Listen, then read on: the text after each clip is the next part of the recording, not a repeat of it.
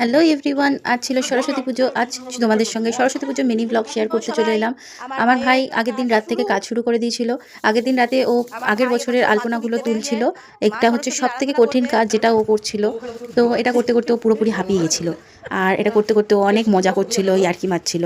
তো এগুলো কমপ্লিট করার পর আমি আবার নতুন করে আলপনা দিয়ে দিলাম। আর পুজোর জায়গাটা সুন্দর করে সাজিয়ে দিলাম, ফুল দিয়ে টুনি লাইট দিয়ে সুন্দর করে সাজিয়ে দিয়েছিলাম। পুজোর দিন সকালবেলা সব জোগাড়যন্ত্র মা করছিল পুজোর, আর আমি ওদিকে খিচুড়িটা বসিয়ে দিয়েছিলাম। খিচুড়ি, বাঁধাকপির তরকারি আর চাটনি রান্না করলাম। তো সব ভিডিও আমার কাছে করা নেই, তাই জন্য তোমাদের সঙ্গে শেয়ার করতে পারলাম না। তো এই পুজোটা কমপ্লিট হয়ে গেল। আমাদের ভু কাকা চলে এলো পুজো করতে। পুজো টুজো হয়ে কমপ্লিট হওয়ার পরে চলে এলো আমার বোন। বোন আসতে একটু লেট করে দিয়েছিল। তো আমাদের খিচুড়ি টিচুড়ি খাওয়া কমপ্লিট হয়ে যাওয়ার পর শালিকে আনতে তার জামাইবাবু চলে গেছিলো।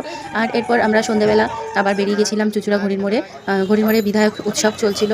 তো ওখানে আমরা মেলাতে গেছিলাম। আজ নচিকেতা এসেছিলেন গান গাইতে। তো ওখানে একটু ঘুরে ঘাড়ে মেলাতে একটু ফুচকা টুচকা খেয়ে আমরা চলে গেলাম বাড়ি। তো আজকের মতো মিনি ব্লগটা আমি এখানেই শেষ করলাম।